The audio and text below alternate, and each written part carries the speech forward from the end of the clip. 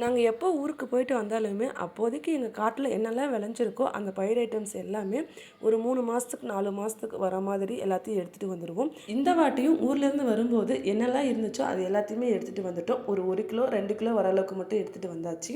இதில் பச்சை பயிர் மட்டும் எடுத்துகிட்டு வரல. போன வாட்டி எடுத்துகிட்டு வந்தது அது இன்னும் இருக்குது. இது எல்லாத்தையுமே என்னோடய மாமியார் தான் பேக் பண்ணி கொடுத்து விட்டுருந்தாங்க. இதில் துவரையை மட்டும் உடச்சே கொடுத்து விட்டுட்டாங்க. ஏன்னா இங்கே மிக்சியில் உடச்சா அந்தளவுக்கு கரெக்டாக இருக்காதுன்னு சொல்லிட்டு கல்லில் உடஞ்சி கொடுத்து விட்டுருந்தாங்க. ஊரில் இருக்கும்போது பிரியாணி பண்ணுறதுக்காக ஜீரக சம்பா ரைஸ் ஒரு 5 கிலோ அளவுக்கு வாங்கியிருந்தோம். அங்கே பிரியாணி பண்ணது போக மீதி இருந்தால் வேஸ்ட்டாக போயிடும்னு சொல்லிட்டு அதையும் வரும்போது எடுத்துகிட்டு வந்தாச்சு. ஏன்னா அங்கே யாரும் நாங்கள் வந்துட்டோம் அப்படின்னா பிரியாணி பண்ண மாட்டாங்க. அதுக்கப்புறமா செக்கில் ஆட்டின தேங்காய் எண்ணெய், வீட்டில் அரைச்ச குழம்பு மிளகாத்தூள் இது எல்லாத்தையுமே கொடுத்து விட்டுருந்தாங்க. இந்த பயிர் ஐட்டம்ஸ்லாம் சீக்கிரமாக வண்டு வைக்காமல் இருக்கிறதுக்காக அடிக்கடி வெயிலில் போட்டு காய வைக்கணும். ஆனால் எங்கள் மாமியார் என்ன பண்ணுவாங்க அப்படின்னா நல்லா காய வச்சுட்டு வேப்ப இலையை 2 கொத்து உருவி போட்டு விட்டுருவாங்க. சீக்கிரமாக வண்டு வைக்காமல் இருக்கும். நாமளும் அடிக்கடி காய வைக்க தேவையில்லை.